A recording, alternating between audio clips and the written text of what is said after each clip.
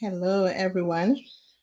Wow, today is Thursday. Actually, it's not Thursday. Today is Saturday, May 2nd, 2026. This is Dr. Eugenia with Transformation Talks. I know we usually don't meet on Saturdays, but this is just, by the way, an extra request that I have received from many people. So I figured let me do it on a Saturday so people that are outside of the United States can also join us. So good morning, good afternoon, good evening, wherever you're joining us from.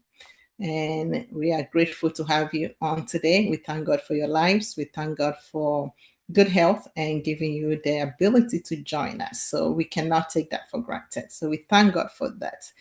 Transformation Talks, we're here to discuss important topics. We're here to empower each other, to uplift, and to encourage all of us to do well in life. So we talk about different topics. We've been talking about health topics. We're talking about financial, and today it has been, another day where we're going to talk about working for ourselves versus working for somebody. So it's a question that comes up a lot. And as you all know, I work for myself. I have multiple businesses. So I hear a lot of people asking me, okay, how do I do the same thing? How do I start my own business? So hopefully this topic will clear some of the misunderstanding and some of the questions that we have concerning working for ourselves or working for somebody. It will answer some of the questions for us. But if you need more information, please, don't hesitate to look us up on my website, www.dreugeniacateno.net. You can also send me a message, 443-623-6080, WhatsApp or regular message, or you can email me, Dr. Eugenia Cateno at gmail.com. We're here to answer any questions for you. We're here to work together. So today is going to be more of an interactive session because a lot of times we talk, but we don't allow the audience time to actually ask their questions or add some contribution to what we're talking about. So today is a little bit laid back. So please don't be shy, feel comfortable and share whatever you need to share. If you have questions about working for yourself or working for somebody, this is a good platform to talk about that. And if you're already doing something, you can also share what you're doing, what is working, how you got into it, how it's going. So we can also learn from you because, hey, knowledge is shared across the board. It may be something that I don't know or something that somebody else may benefit from. So please, I'm going to talk for just like 5-10 minutes and then open the floor for people to ask questions. Okay. So today the topic we're talking about is working for someone versus working for yourself. So we all know what is going on in the world, what is going on both in United States and many other countries when it comes to working. We all have the ability to work. We all went to school for something or we learned some trade to make more money. At the end of the day, it's about success. Are we successful? Do we have everything we need to live life to the fullest? Sometimes people say, I just need enough to get by. It's okay. You just need enough to get by. But what if that enough is not enough anymore? And a lot of things can happen where that enough cannot be enough anymore. It could be relocation. Now you're in a state or a town that is more expensive than where you're moving from. It could be family. Now you have family versus when it was just you. It could be illness. Now you have some conditions that would not allow you to do the things that you used to do. Sometimes it could even be adding more to your plate, or you just want to do some extra humanitarian work. You want to volunteer, you want to give back, but you don't have that extra money or extra funds to do that. So at that point, then the enough is not enough anymore. So today we're going to talk about ways that we can make that enough continue to be enough for us even when we go through changes in life. Okay. Or maybe you used to have two income but now you're stuck to one income for whatever reason, death, unemployment, divorce, anything. So just know things happens in life. Things happens. Unexpected things happens in life.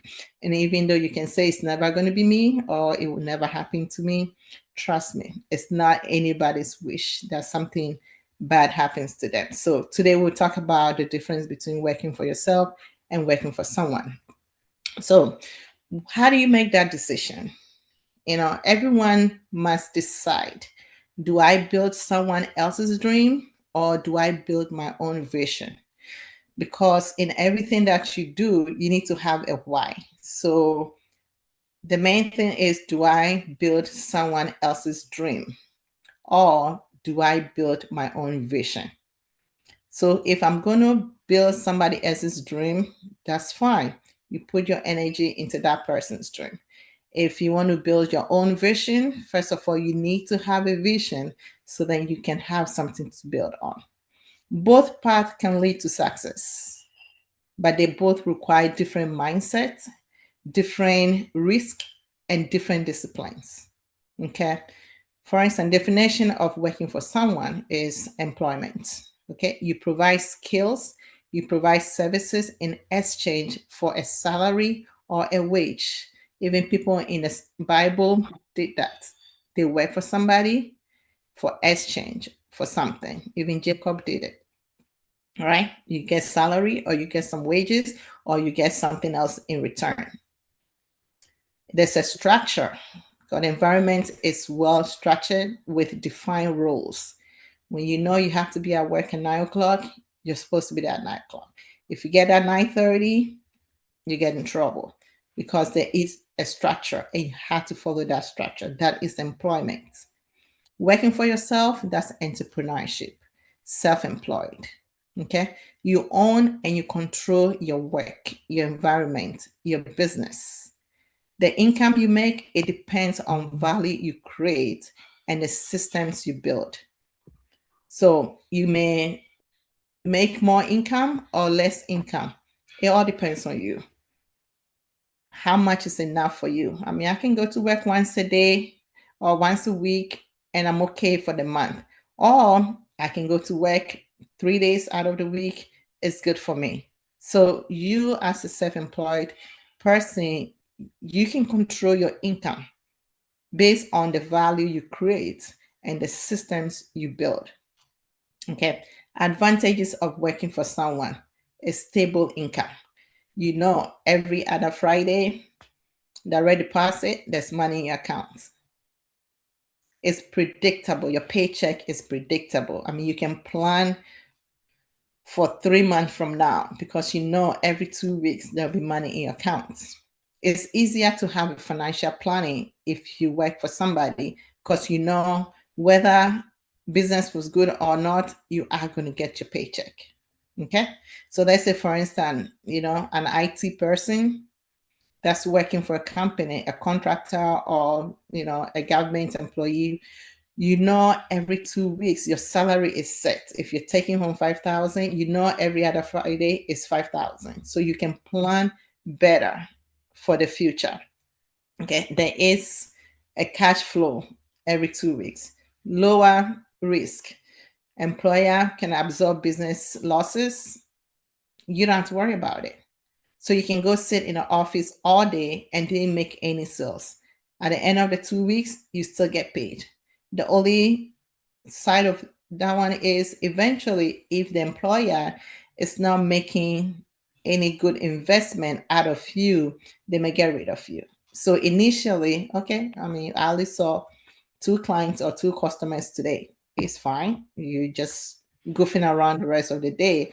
Friday is to get your paycheck, right? But eventually, employer is also waiting to make some profit because at the end of the month, they have to pay all the overhead costs, the rent, the utility bills, the insurance, and all that. So if you're not bringing income in, chances are they're not going to keep you much longer. Okay. There's no startup capital required. If you work for somebody, the job is already there. They need somebody to do it. You don't have to worry about, oh, I need money to start a business. I just need to show up. Whether the bills are paid or not, it doesn't matter. You just show up. Benefits and security. Health insurance, retirement planning, paid leave is part of your benefit for most employees. So your employer provides you health insurance, retirement planning, you take a vacation. Some people get 2 weeks, some people get 4 weeks vacation, sick leave. It's all included. So if you work for somebody, you're entitled to some of this benefit depending on the employer and your status with the company. Okay. Structure environment. There's clear expectation and job description. If your work is from 9 to 5, it's 9 to 5. You don't need to be there at 8:30. You don't need to stay after 5 because your job is from 9 to 5, Monday to Friday. So you can choose to say, hey, it's 5:01, even though there are people sitting there waiting. I don't have to see them because in your job description, it says 9 to 5. Okay. Training. You get training, you get mentorship, you get somebody to help you get comfortable with the job. Okay. So that's you working for somebody. Work-life separation. You clock in at 5, you clock out at, you clock in at 8, you clock out at 4, or vice versa, or whatever. If you were night shift, you clock in, you clock out. You don't come home with your job. So you feel like, okay, it's 8 p.m. I'm home spending time with my family. I don't have to worry about work. Okay. So what are some of the disadvantages of working for someone? Limited income potential. So no matter how much money you're making, could you make more money? Or this is the highest. There's a salary cap. So if everybody's making 50,000 a year, chances are you are going to make 50,000 a year. If you work really hard, you earn some recognition or get a raise. It depends on your management decisions or your employer deciding whether they want to give you a raise. It could be 2%, 3%. It is a raise, regardless of what the business is making. Sometimes you may get a little bit bonus because you have brought more money into the business. And so you're stuck with you getting limited income. Okay. Lack of control. You follow company's vision, not yours. So if you work for someone and you go in there trying to tell them what to do or how to run their business, it doesn't work that way because it's their business, it's their vision, it's their dream that they're trying to grow. So you cannot go there and tell them how to run their business. If not, you can lose that job. Okay. So when it's time for any company changes or anything they want to do, you're not part of it. Even though you are the main employee there, the head management or the big people, the board makes decision for you. Okay. Again, that's a disadvantage. Job security, insecurity. We all know about all the layoffs, people being kicked out of their job because your job is never secured. No matter what you're doing, no matter how long you've been working there, you could be on the same company for the last 20, 30 years. They can lay you off. There may be restructuring of the company, and that could take away your position where there's nothing they can do. Okay, economic downturns. If they decide to file bankruptcy or close down the business, you lose that job, especially if that's the only job you've done the last 20 years and you're just getting ready to retire and live your own life. Now they don't need you. It's hard to go back trying to find a position that would give you the same level of expertise because one, some people may say you are overqualified, so they can pay you what the other companies pay you. So that means you have to start from scratch again. You lose your seniority, you lose all the benefits because the other company may not have the same benefits. You may have to drive longer to go to work. Okay. Innovation, you cannot make any decisions in terms of creativity or what you think can help the company. Innovation may be restricted by policies. Or sometimes if you have to do something else on the side, there may be conflicts of interest. So you're not able to do the same job that you're doing here for another company. Okay. Now, let's talk about working for ourselves because that's what a lot of people want to hear. Okay. So, advantages of working for yourself: unlimited income potential. There's no ceiling on earnings, there's no cap on it. You are your own boss. You put in more work, you make more money. Okay. So, let's say, an again, IT person that want to start their own contracts business, they can decide how fast they want to grow, how much work they want to put into it. Okay. Another advantage is freedom and flexibility. You set your own hours, you make your own schedule, choose your own clients and projects because you are in control, you're the boss, and you can make those decisions. Ownership and legacy: you build an asset that can be sold or passed on.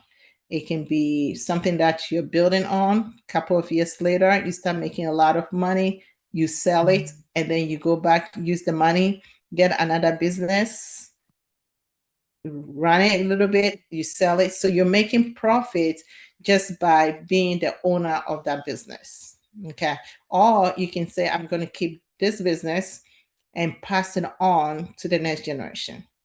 So you run the business for, let's say, 5, 6, 10, 20 years, pass it on to your children, your children's children, or people that you know can continue the business and you can just have a share in that. So that's the assets that you're building in your own business, on your own field. Okay. Creative control: you make all the decision, the innovative, the pivoted, decisions that need to go into any business because you have the vision, you see the future of that business. So if something is going one way and you don't like it, you can change it. You say, no, I don't like the way we treat people. Okay, so let's change the policy. Or I don't like the way the building looks. Let's change the colors. You have control over all that if you own your own thing. Personal fulfillment, direct alignment with your purpose and your vision. Is it what you really wanted to do? Is it what you went to school for? Is it what the Lord is calling you into? Because sometimes we do things just because it's a job that is available versus I'm doing this because it's aligned with my calling or it's aligned with what I really want to do in life that makes me very fulfilled. Okay. Well, what are some of the disadvantages of working for yourself?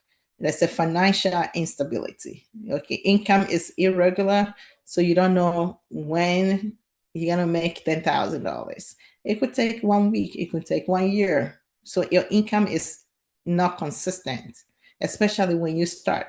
Now, people say you need 3 years to break even in your business. So within that 3 years, what are you going to be doing whilst you're waiting to break even? So your income is inconsistent. High responsibility. Well, now you're the CEO of your business, you're the marketer, you're the accountant, you're the problem solver, you're the janitor, you're pretty much everything in the business. Okay. Are you ready to take on all those responsibility? I've also seen people help other people start their business and they had to play all this role, but you're playing that role for somebody else's business. I remember many, many years ago, I was working at the daycare center and the owner decided to open another location. So pretty much I have to start that location from scratch till we started having the kids in the building. So I'm doing the same thing that I would have done for myself, but I'm doing it for somebody else. So we were able to open a second daycare center that I was the one responsible for everything from beginning to end. Okay. So again, that's something that if it was my own, then I'm putting all that effort and energy in mine, but now it's for somebody else. Okay. Startup costs and risk, investment requirements. So when you have your own thing going, you have to have money to start up. Okay. And it's a risk that you're taking. What if it doesn't go well? What if it's not the right business? What if at the end of the year you're losing more money? You get discouraged. Do I keep it going or do I stop? Okay. There is no guarantee of success. Okay. Long hours initially. Building a business often requires sacrifice. I've been in business for many, many years. I'm still sacrificing. The number of times where we'll even be on vacation, my children will say, okay, we're on vacation, turn the phone off. Okay. So there is that long hours or putting in more work, even if you're supposed to be off. Okay. Isolation. Sometimes there's lack of team support, which can be challenging. So it could be something that you're really, really good at, but you lack the support of the other people that could have been helping you to build that business. It could be because they don't have the time. It could be because they are jealous of you. It's because they don't really see your vision, so they don't want to invest time into it. So there's so many reasons why you can lack the support from other people, and which can be, as I told you, it can be very challenging, but there's always ways around it. So, key comparison: income, employment is fixed, self employed is variable, it's unlimited. Risk: working for somebody, the risk is very low. Working for yourself, risk can be high. Control: employment, you are limited. Self employed, you have full control over whatever you're doing. Security: for employment, it's moderate. For self-employed, it's self-created. So whatever you put into it, that's what you get back. Growth: in an employment, there's a structure. So it's structured growth. For self-employed, it's self-driven. So you have control over your growth. Okay. So which one is better? And I know that's what you guys are asking right now, or you're thinking, which one is better? In my opinion, they are both good. Why can't we have both? Why can we work for somebody and still work for ourselves until we are ready to work for ourselves fully? Okay. So the hybrid approach is a smart strategy. No matter where you are, no matter who you are, even you can choose and say, hey, I don't like business. I don't like working for myself. I don't like the responsibility. Your money can still work for you. You can be a passive investor. I've mentioned this in my past podcast. You can be a passive investor where your money is the one doing the business for you, not you physically doing it. So, how do you integrate the hybrid approach to your current life? You start where you are, build where you want to go. Start where you are, and then build where you want to go. We all have somewhere that we want to be. Okay. So you start by keeping your job while building your business. I had a client the other day that I was talking to. She's worked for the government for like 15 years, and they got rid of her like somewhere in December, right before Christmas. Okay. She thought she was going to be there till she retired because she liked what she does, and you know, people are nice. She's making enough money to keep herself going, but not thinking about extra money in case this job goes away, because she thought she would never lose that job. Right before Christmas, she lost that job. She's still home. So now she's spending all her savings, her retirement money since December till now. Okay. But if I have told you, take that money to start a business, and then 3, 4, 6 months from now, that money can yield more money. And then you go put back the money that you took out of your savings or out of your investment back. You said, no, no, no, no, no, there'll be penalties, so I'm not going to do it. I can't touch it. I have to leave that to retirement. But when things happens, you go and dip into it. When you get sick or you go down to one person, working in the family, you dip into that money. But to take it to start a business, you don't want to do it. So just think through it. What are some of the things that can be done so you can still have both worlds? The same thing, you don't want to get any credit card because you want to stay out of debt. God, that's the right thing to do. But some debts are good debt. You can take a credit card that will give you enough money to start that business. You don't want to do it. But if you get fired from your job, or you get sick for 3 months and you're not having paycheck coming in, guess what? You go back into that credit card. But now you're using it for things that will not generate extra money. It's for consuming everyday stuff like, your rent, your food, your clothing, your medications. Those things do not give you any profit back. You could have used the same credit card to start something and now have enough money, pay that credit card back, and now everything else you have is profits. Okay. So as I said, keep your job while building your business. So you're using your employment as training ground, funding source, and networking opportunity. If you quit your job and you start a business, you are going to get frustrated. You are going to be very, very, very disappointed because the bills will be piling up, especially if you don't know when you're going to start really making money. So always remember, use your current employment as a training ground, as a funding source, and a networking opportunity. Okay, so if it's your paycheck, you can take out maybe 10%, 20%, put it into the business. So even if you haven't started making money from your new business, at least you can take some of the money from your employment or your current employment to pay the rent or to pay your employees whilst you're waiting to start actually making money from your own business. Okay. All right. Strategies for success in working for yourself. One, you have to develop a clear vision. I've talked to so many people that tells me they want to start a business. And I asked them, what kind of business do you want to start? I don't know. What do you want to do? I don't really know. I haven't thought about it. What are you good at? Oh, a lot of things. You haven't said anything. We cannot go into business without a clear vision. Okay. How do you build a clear vision? Find a problem that you want to solve. And then find somebody or a community that you can serve. So the two things you need to build a clear vision is what problem are you solving?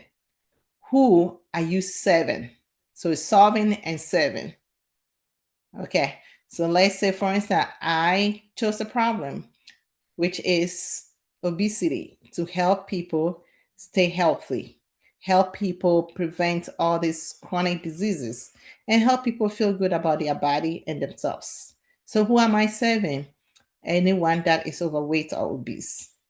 So, that's my vision, and that's what I've been doing for the last 12 years. The other thing I do is mental health. That vision came about during pandemic. I realized a lot of people were depressed, were isolated during pandemic, lost family members. Life just changed for them. So I saw that as a problem. So what did I do? I went back to school to learn mental health.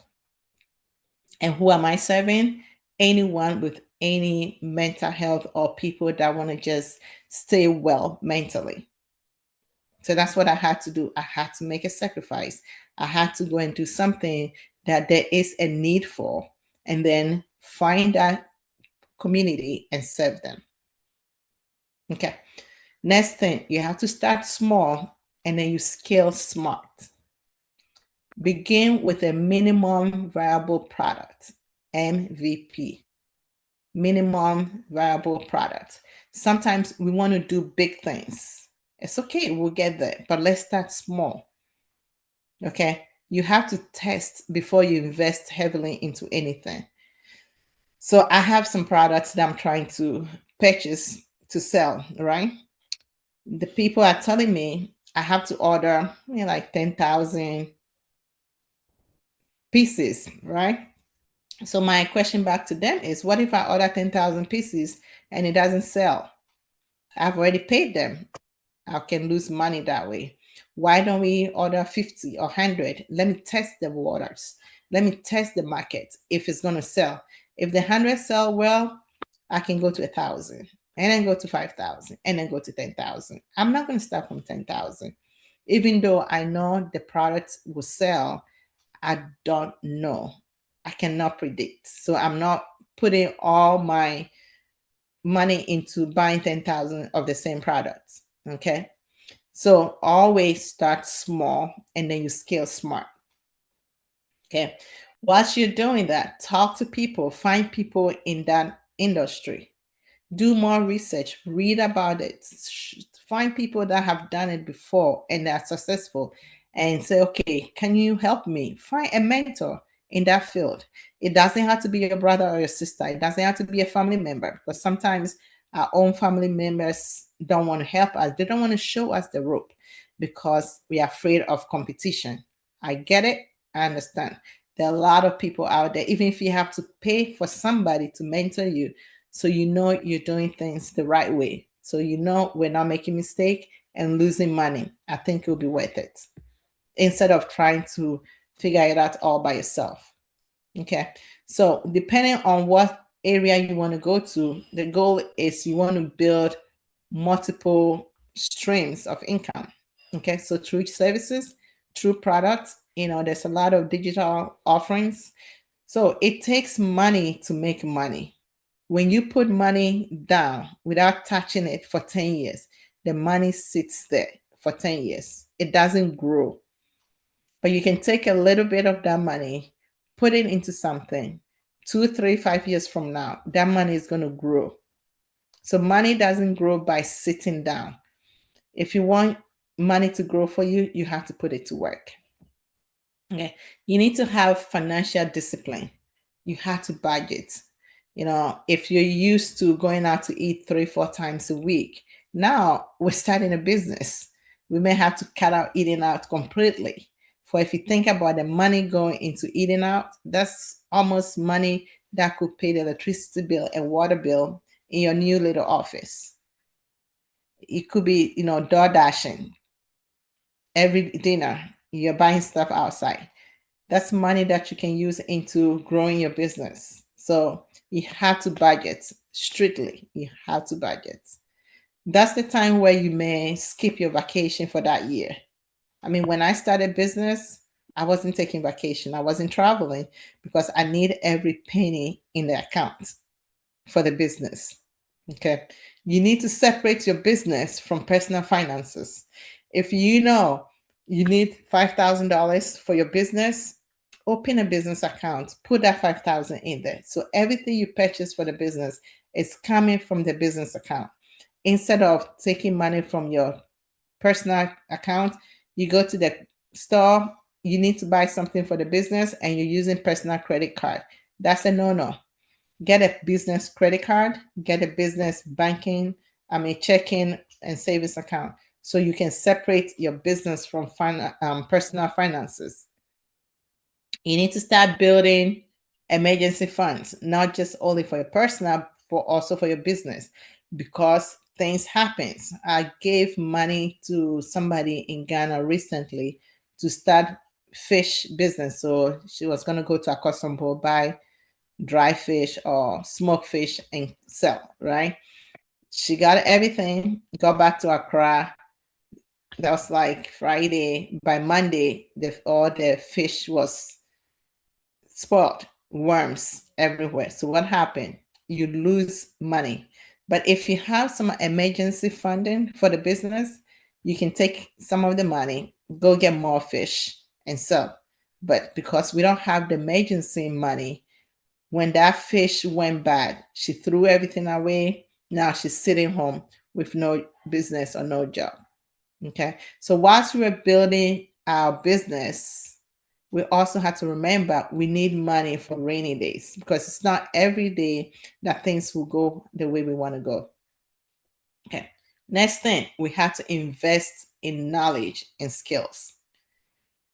Knowledge, if you're going into any kind of business, you need to learn the skills of that business. You cannot say, I want to go into photography and you don't even know how to take pictures. Oh, I'm going to get a camera because I can afford a camera. That doesn't make you a good photographer.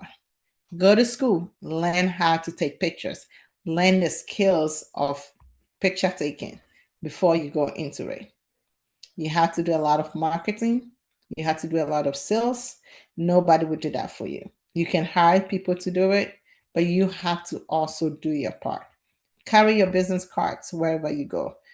Make sure you start being among people. If you're the introverted person, you don't like talking, then you cannot be a business owner, because you need to go to meetings, you need to network, we need to go to events, you need to create leadership skills. If not, your business is just going to be there and nobody will see the business.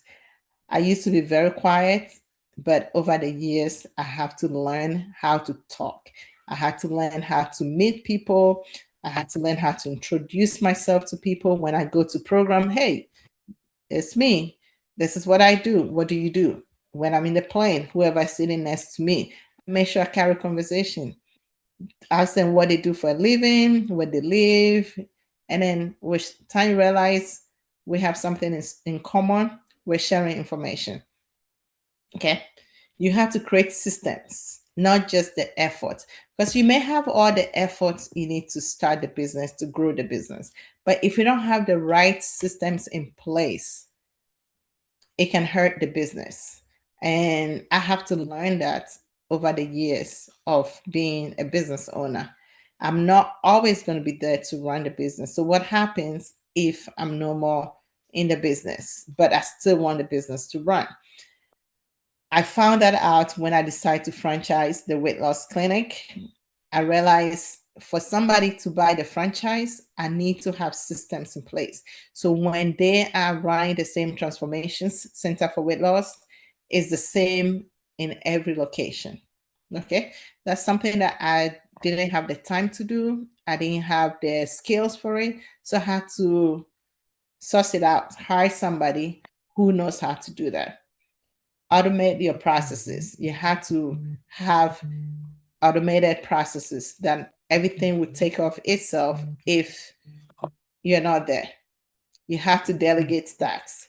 You can do it all, because I see a lot of people run their solo business and then something happened, they have an emergency, they have to travel. Who is going to run the business for you? Or you get sick, you have surgery, because things happen. Then what happened? You have to close the shop. And that's one thing that I prayed to God that would never happen, where I had to close down the shop because I couldn't go to work, because it had happened to me in the past. About 10 years ago, when my husband wasn't well, there are times where I had to close down the clinic for weeks, right? So I learned from that. How do you put systems in place? So if you are not around, the business will still run. Because if not, you're going to lose customers. Let's say you're a hairdresser and you're the only one in the shop doing hair.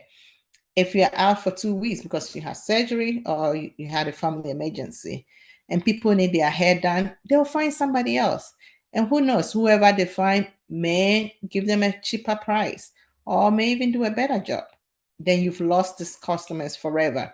After 2, 4 weeks, you come back. You realize now you have to build this clientele again. So always make sure you have a backup plan, that if you are not there, you have systems in place that will keep the business running. You need to build repeatable workflow. We don't want to do something today and then tomorrow we're doing it some other way. The next week you hire somebody, we're doing it differently. Next month somebody else can, we're doing it differently. It brings so much confusion and it breaks the business down. So you have to have a workflow that's consistent, that repeats itself. Any day of the week is the same thing. Okay. All right. What else? Strong work ethics and consistency. You have to show up. You can't say, oh, it's my own business, so I can go to work whenever I want to, or I can take off whenever I want to. No, it takes time. You have to put work into it. You have to be consistent. Yes, nobody's going to fire you, but you're going to fire yourself if you are not consistent and you are not disciplined in what you're doing. So, no matter what business you're doing, you need to build strong work ethics and you need to be consistent. It takes time. It's not an overnight thing. So whatever you're doing, don't assume, oh, within 6 months, I'm going to be here. Yes, it's good to have a plan. It's good to have a vision. It's good to have some expectations. But if it doesn't go the way we expect it to go, it is okay. It's just some of the things happens later than sooner. Okay, you have to build a network. You cannot do this by yourself. You need mentors, you need business partners, you need professional communities that will help you, no matter how small the business is. You need to build a network.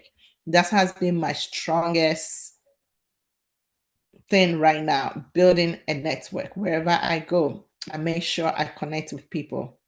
You have to be able to embrace failure as feedback instead of looking at it as, oh, disappointed. Okay, oh, I thought this was going to go well, but it didn't go well. It's okay.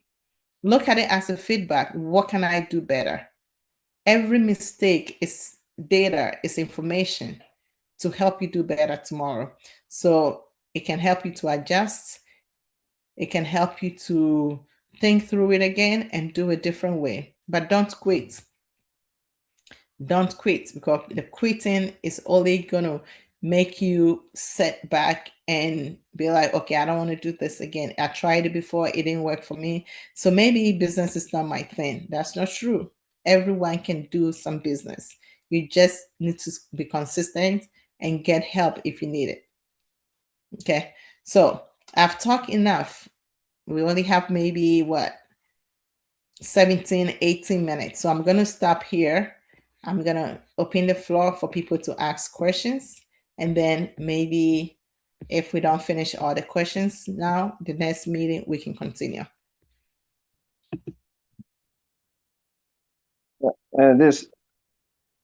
This Prince, brother Prince from Hi, Connecticut. how are you? Good and yourself, doctor? I'm well, thank you. Yeah. Mine might not be. I want to thank you for this important topic and for all those who are here with us. And it's a very important topic, you know. From the religious aspect, we know God created man to work because he himself worked. So he set the classical example for us to work. And we are always, as human beings, we are always in the middle of choosing which path to go. So this is also a choice, working for somebody or also working for yourself. And I like the way you put it that whichever way you go, there could be a success and there could also be failures.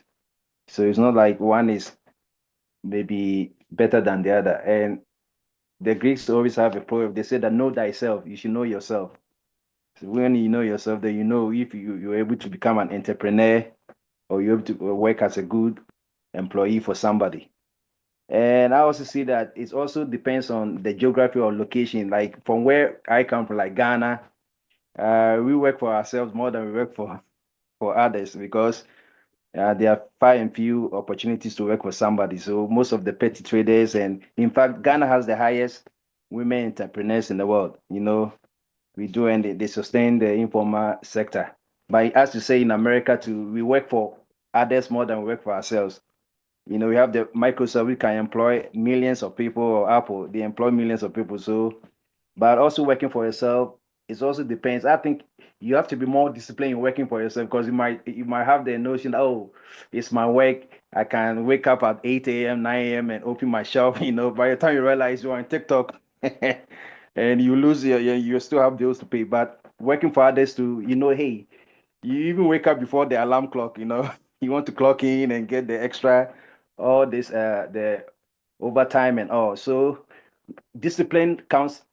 I think discipline is the number one. We have to be disciplined and know what we want, as you said. So I would like to encourage each other before you do anything, as Jesus said, which person who want to build a house will not sit down and know that he needs this amount of maybe blocks or material to finish it, or going to war. So we make the mistake. Some people have become entrepreneurs, and within 6 months, they're out of business and they are filing for a bankruptcy. So I would like to say thank you for this, and I've learned a lot, and it's going to guide me in. For now, I'm working for somebody. I love what I'm doing, but the ultimate is to gather all the experience from the person that I'm working with to do something for myself in the future. Thank you. Thank you very much. That's a good contribution. Really appreciate it. Thank you. Miss Anita, have her hand up. Hello, good afternoon, Dr. Eugenia. Thank you for a very insightful session.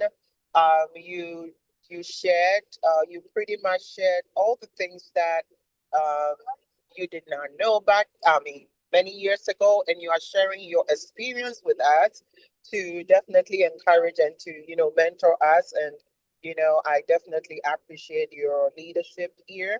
I have a question for you. By sharing all the things that you are sharing with us and did not know in the past, what has been one of your fears going into business for yourself? What is the one thing that you can share with us that you thought was your fears, but now you have overcome it, becoming an entrepreneur?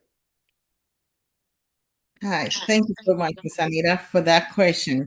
Well, in everything, there's always room for fear, right? Even though we will say, oh, the Bible said, I did not give you the spirit of fear, but power of love and a sound mind. It's good. We have that memory verse memorized. It's all good. But one of the things that I've worried about, which to this day I worry about, is what if I'm not able to continue generating the income that I will be able to take care of everything. Okay. So the first time I had to hire somebody, I said, okay, now the money that I was making is the money that I was using to pay my bills. That's how I paid myself. But now when you hire somebody, it's different because some days you go to work and you didn't make enough money. At the end of the month or another week, you don't have to pay yourself anything because you didn't make money. You didn't make money. Nobody will hear about it. But the moment you hire somebody, I've talked to people that say, hey, my employer haven't paid me in 3 months or haven't paid me in 6 months. Okay. I pray that that will never be said of me, where my employee will go out and tell somebody that, oh, Dr. Eugenia haven't paid me in 2 weeks. So that was my biggest fear. Okay. So I told myself, in order for me to be able to pay my employees comfortably, I have to keep working. So so I started, I've always had businesses, since I was a little kid. But when I actually got to a point where I was hiring people, I was still working for somebody. I was working on a drug rehab. So I was still going. And that's when the discipline and the commitment comes in. I will go in on a Saturday and work all day to have that extra income. I was working at a mini clinic at Target as needed. So if I know I don't have enough money to cover every expense in the business, I can just call that, hey, I'm available. Can I pick up a shift? And I'll go pick up a shift. So I have the extra money. So maybe the money that I was supposed to use to pay myself, I'll use it to pay my employees. But I have the extra money to pay for my expenses. So that was one of the strategy that I've always used. And I tell everybody, you have to go hybrid. You cannot quit your job to start a business. You always keep your full-time job, start your business, invest 20 or 25% into that business. Okay. As you build your own business, you can go 50-50. Work for somebody 50%. Do your own thing 50%. Watch your business grow. You go 75% for yourself, 25 for somebody. Keep that 25% as long as you can. That could be your vacation money. That could be your retirement money. That could be your rainy day money. So it's almost like you having a full-time job and a part-time job. Because a lot of us have 2 jobs. Some of us even have 3 jobs and 4 jobs. Okay.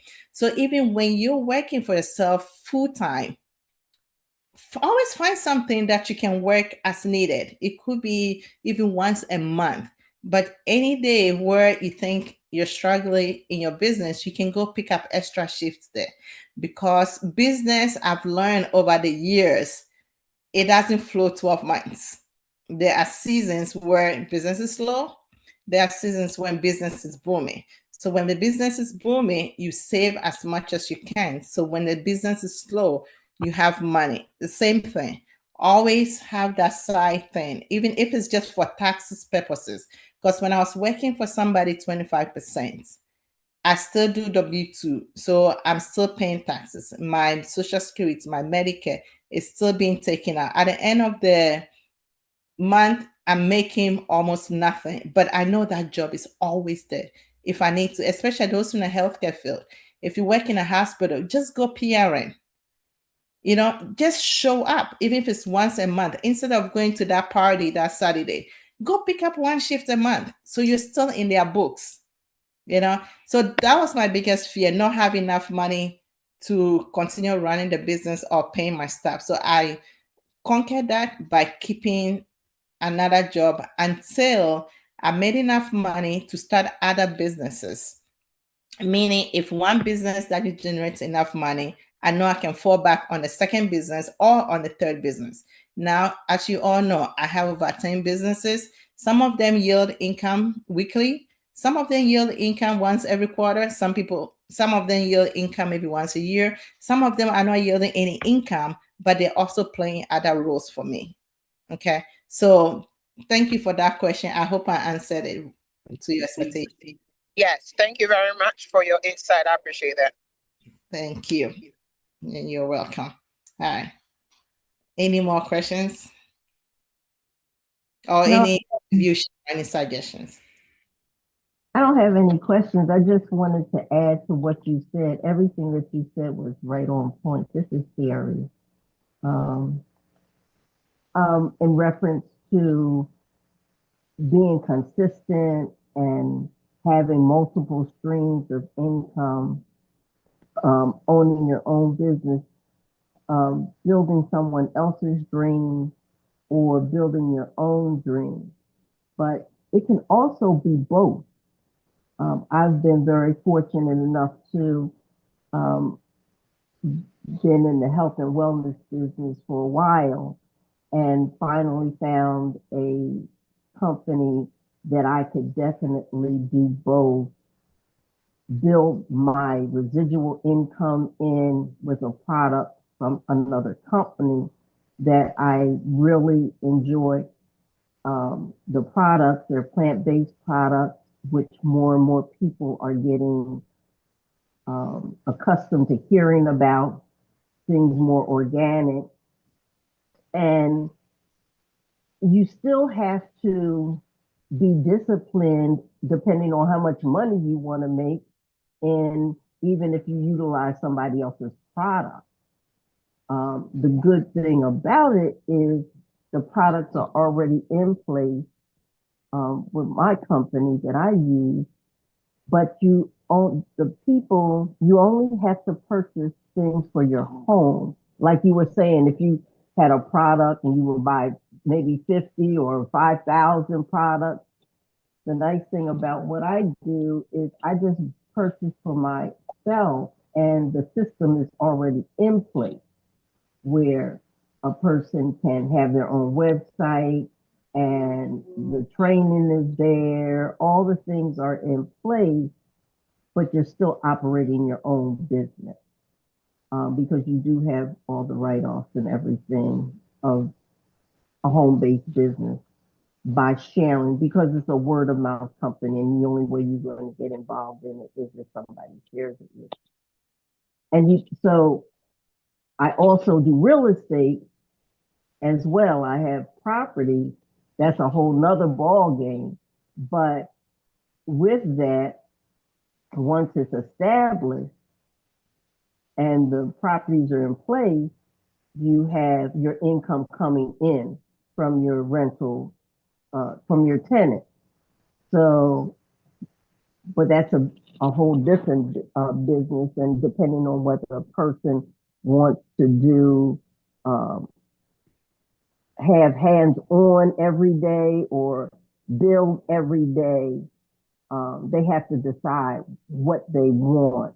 What I've found is that what I do is because everybody has to do certain things, like brush their teeth, wash their clothes, and um, wash their body by plugging into a company that does that on a safety, on a more natural aspect.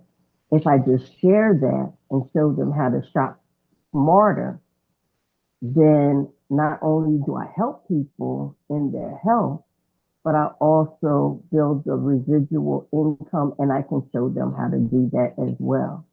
So it's still a business. It's just not a brick and mortar business where I have to keep on, building or franchise. And having a franchise is fabulous. That you find people that glean to your concept and want to duplicate it. That is a wonderful thing. But that's kind of basically what I'm doing too, is finding people that really see the advantages of taking a system that's already in place, like a franchise, and showing them how they can share it with others. The only difference is mine doesn't require a lot of overhead or even a lot of outlet and funds. And sometimes people can glean to that because on average, everybody can be an entrepreneur, but most people have to kind of crawl before they walk. I know I've been doing it for a while, and there's stages to being an entrepreneur. And like you said, you can't quit your job right away. You need some income coming in, what have you. I've always had different jobs. But the key to entrepreneurship is finding a lane that fits you and that you really love. And I think more than anything, line puts you in alignment where God wants you to be. Because if you're not in alignment to where God wants you to be, no matter whether you want it or not, it doesn't normally work out. That's all I have. Wow, thank you so much. That was good addition to this discussion. Yeah, there are a lot of things you can do, and with what she's saying, I mean, even if you just buy those products for your own personal use, you're still making some profit. So it's all about making profit and doing things that you enjoy doing. So just be careful what you go into so you don't make mistakes along the way. Okay. Thank you so much for sharing that information. Okay. We can take one more question, then we'll be done. Or contribution.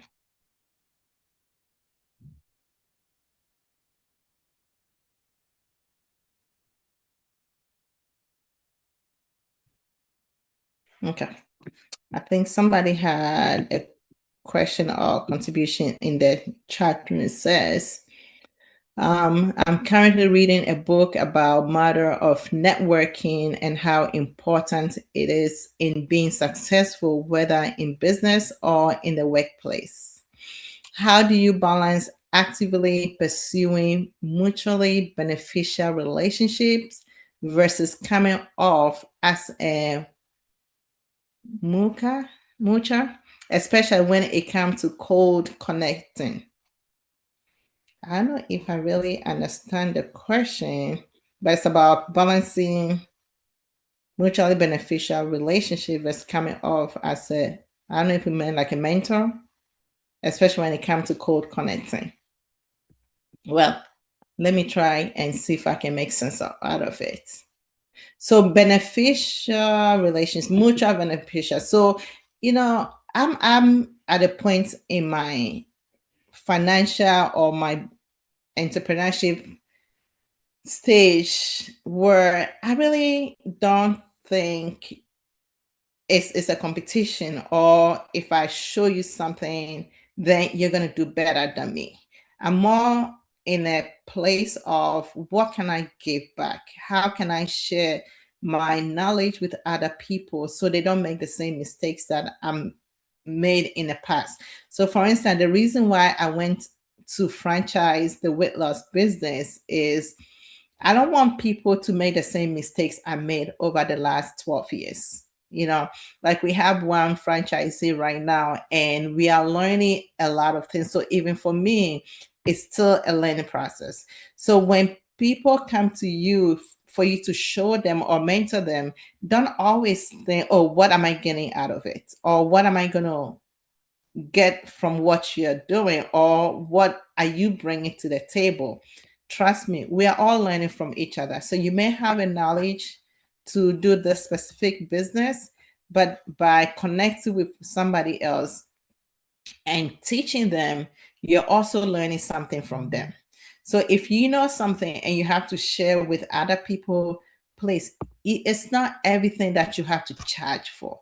I mean, there are things that you demand some compensation or some stipend for. But if you have to share the basic knowledge on how you did it, how you got to where you are now, I don't think it's really necessary to say, oh, I'm charging for it. If that's your business, because I have a business entrepreneurship, business that I do where I help people start, grow, and sustain their business. That's a business that I have. If you come for consultation, you pay for it. But me sharing, okay, this is how I registered the business. This is who I'm using for this. This is how I'm doing this.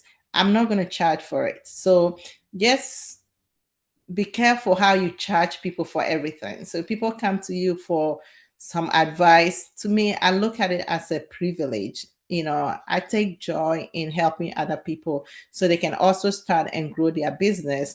Because 2-3 years from now, I can step back and say, oh, wow, look at him, look at her. I remember when they started this business. Now they are booming. I'm happy for you versus I'm jealous that you're doing well.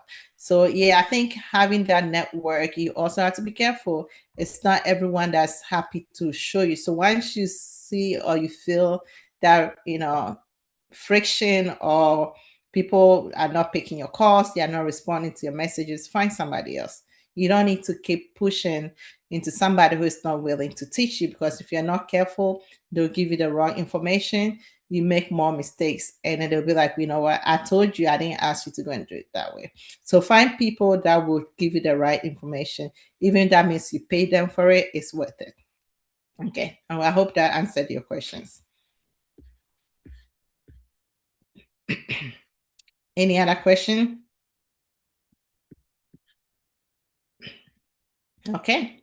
So our time is up. So we're going to end. Few mistakes that we need to avoid. Don't quit your job too early. Lack of planning, poor financial management, trying to do everything alone. We don't want to do that. Get help and don't ignore marketing. Because marketing is very, very important in your business growth. So this is the end of our podcast for today. If you have any more questions, you know how to reach out to us. You can email us. You can go to our website. You can text us. If Sabina can put up the information again.